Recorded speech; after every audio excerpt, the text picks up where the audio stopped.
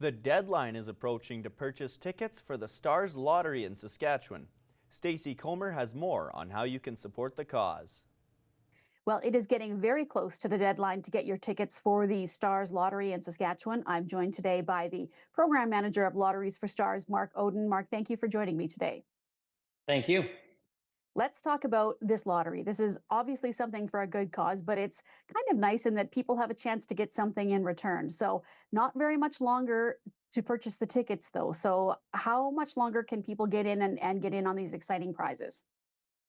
Well, you've got a little bit of time, but not too much. Thursday at midnight is the final deadline for everything. That is for, of course, the $3.6 million lottery with over 1,500 prizes, including this beautiful grand prize show home, one of two show homes that you could win, one in Saskatoon and one in Regina. But of course, vehicles, vacations, lots of other home and electronics and jewelry prizes and experiences as well. But it's also the deadline for the Stars Daily Cash, which is 40 draws of $10,000 each, and also the Lucky Stars 50/50, which I just checked.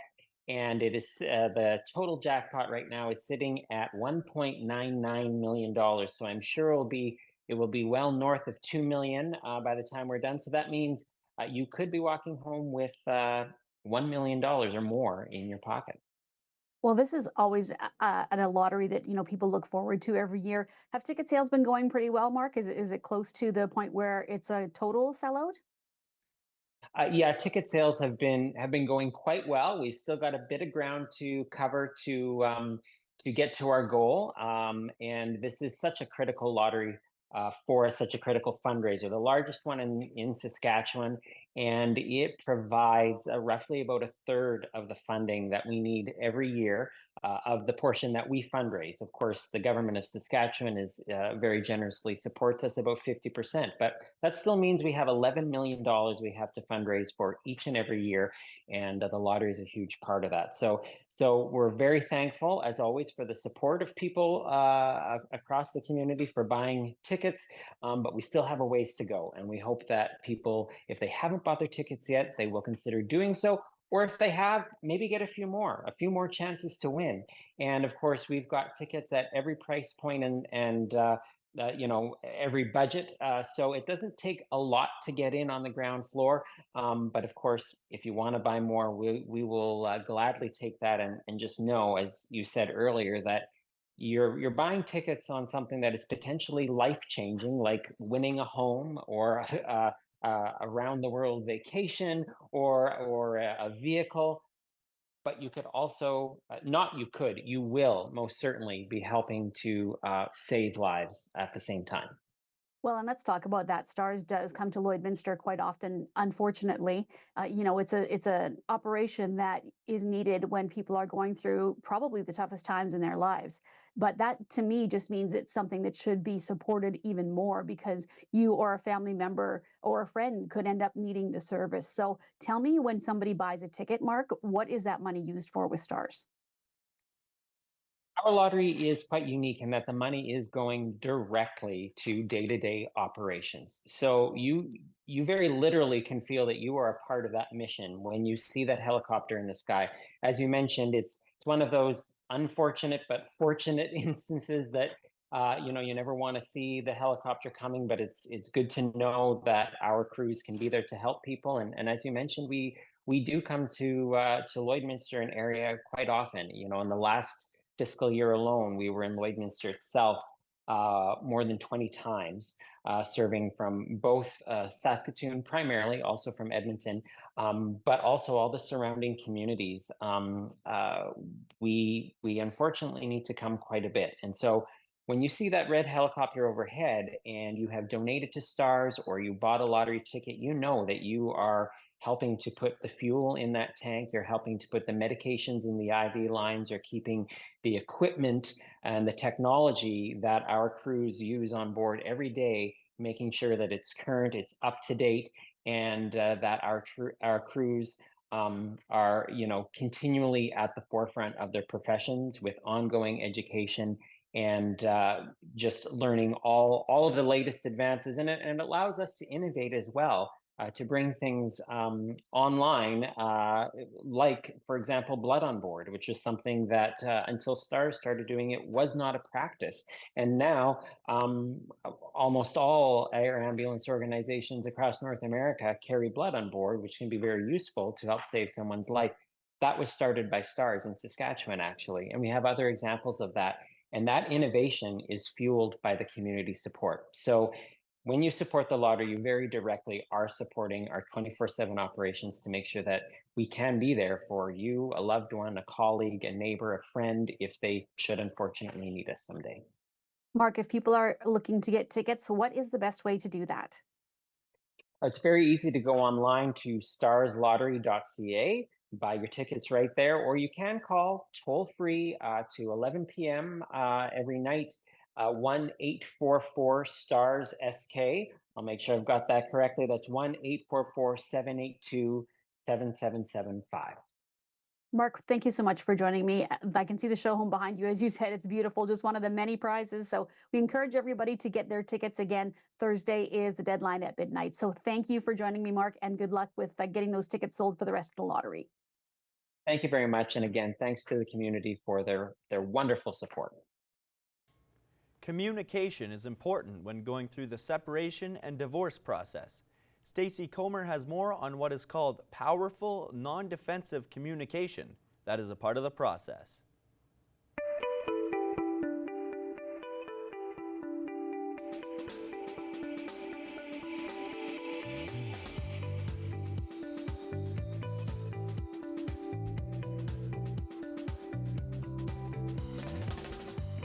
It's that time of the week again when Stephanie Dobson joins us. Stephanie is a lawyer, mediator, and online educator with Hankett Divorce Law and Mediation offices in Edmonton and Lloydminster. Time for another episode of Healthy Thriving Family After Divorce. Stephanie, thank you for joining me. Thanks again, Stacey. Well, this week we are getting into something called, it's a type of communication actually. I have to look at my notes for this. Powerful non-defensive communication. So can you tell me what exactly is that? So, powerful non defensive communication is a communication style that focuses on expressing oneself assertively and honestly without becoming defensive or aggressive. So, it involves active listening, validating others' perspectives, responding calmly, and responding non reactively. So, it aims to foster understanding, empathy, and constructive dialogue by avoiding blame, judgment, and defensive. It all sounds good, right? It sounds kind of complicated, but I'm glad you can break it down. Yeah. So this is a concept that I learned about through a great book by Sharon Strand Ellison, who has brought this style of communication, again, not powerful, non-defensive communication, to the forefront for separated and divorced parents. Okay, and how does this actually help parents when they are divorced parents, when they're going through communication and they need to talk to each other? Well, communication is everything, right? And the more skills that we have in how we communicate, the better.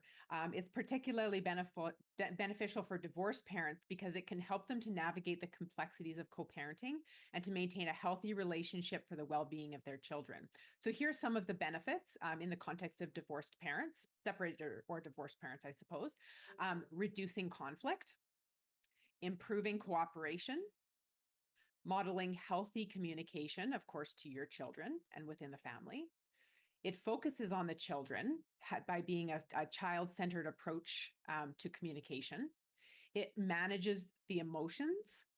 It resolves differences by helping you to find compromises within your conversations. It builds trust by giving a sense of mutual respect, reliability, and cooperation. It sets boundaries. Of course, boundaries are important when you're separated or divorced. It enhances flexibility in co-parenting arrangements, which allows parents to be willing to be more flexible with one another as their children's circumstances evolve. And it promotes emotional well-being. Okay, can you provide some examples, Stephanie, of the powerful non-defensive communication techniques? Yeah, certainly. There's quite a few examples that I can provide of what this might mean. So some people have heard of active listening. So that's where we're paying full attention, acknowledging the speaker's words, and responding with empathy to demonstrate understanding. So that's active listening. I statements we've all heard about. I feel, I think, I believe. That's opposed to you, you know, you such and such. Empathy, assertiveness, clearly and confidently expressing your thoughts and feelings, of course, while assertiveness also respects the boundaries and perspectives of others. Open-ended questions, so questions that don't result in a yes or no answer. Nonverbal cues. So we know that 90 or 95% of our communication is nonverbal. So using body language, tone of voice, facial expressions to convey that openness, attentiveness, receptiveness of that active listening. Seeking clarification. So where you don't understand something, asking for clarification. Reflective listening, avoiding blame, always an important one. So we're focusing on facts, feelings, and solutions, and instead of assigning blame. And the last one is taking ownership. So acknowledging your mistakes or apologizing when necessary. And of course, that's a really difficult one. It's difficult in a number of ways, Stephanie, but Yeah. thank you so much again for joining us, and we will be back to chat with you next week. Thanks, Stacey.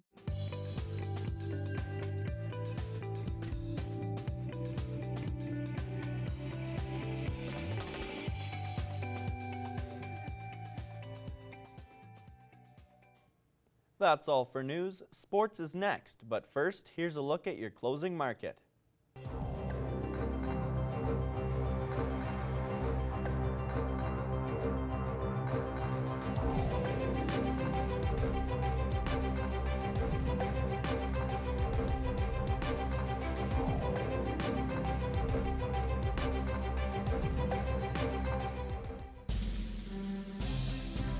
Today's oil prices are brought to you by First General Services.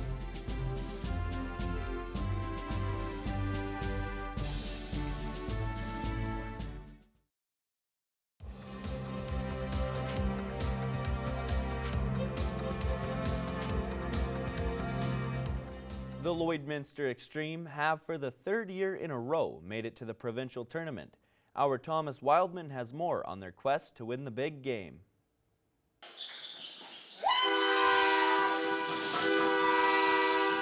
After a very exciting series against the Sylvan Lake Yetis, the Extreme punched their ticket to the provincial championship for the third straight year. It's no easy task, and even though we finished second in the league, Sylvan Lake came up here and they gave us a hell of a series, and it's just a testament to how good this league really is at the top. I'm excited for provincials again.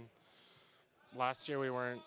Last year third place is a big win, but this year we're going for that first. The Extreme have fallen just short of the gold medal in the past 2 seasons, grabbing a bronze and silver in their previous trips to the tournament. But with their strong core alongside some new players, the team is poised to take home the gold. It's our resilience.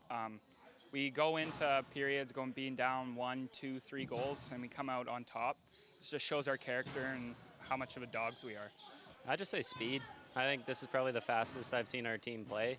I've never seen us run the ball up the court so fast and with so much intensity, so I'd go with that, and that's definitely going to help us take it to the next level. The Extreme's first matchup of the provincials will be their regional rival, the Lakeland Heat, who they plan to shut down offensively to start off the weekend with a win. I just need to have some lockdown D and score more goals. Our last matchup, we didn't score enough, and they took it away. Shut down their big guns and just get on them early, just get as many shots as possible, test out their goalie, find their weaknesses, and we've played them many times. They played us. We know each other. It's just going to be a battle.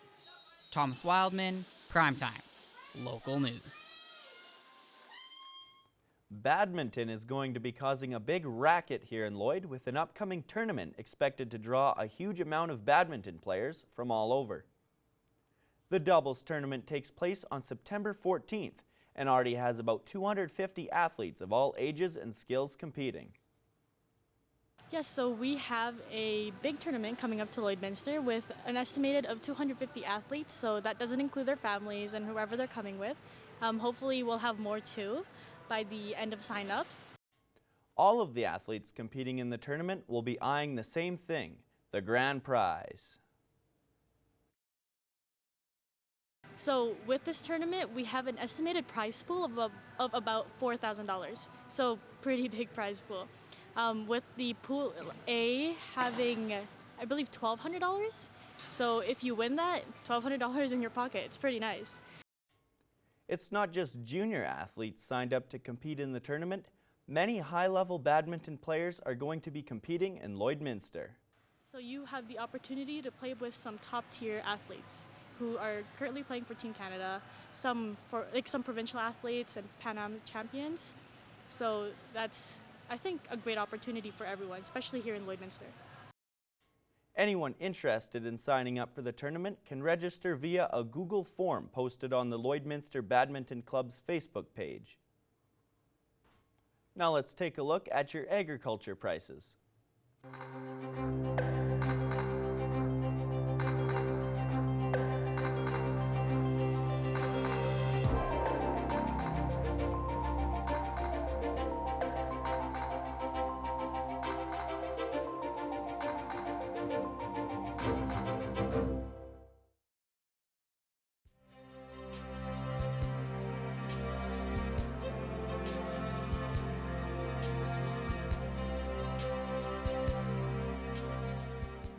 Let's take a look at your weather for the bottom half of the week. Tomorrow will be sunny, mostly delightful. Sunny D with a high of 26 and a low of 12. Friday will also be sunny and delightful, but not quite as warm. It'll be 25 is the high and 11 is the low. We're repeating that Saturday, partly sunny and delightful. A lot of delightfulness going on. Maybe go to the beach or something. High of 25 on Saturday with a low of 11. And that's all the time we have today for Primetime Local News. Thanks for watching.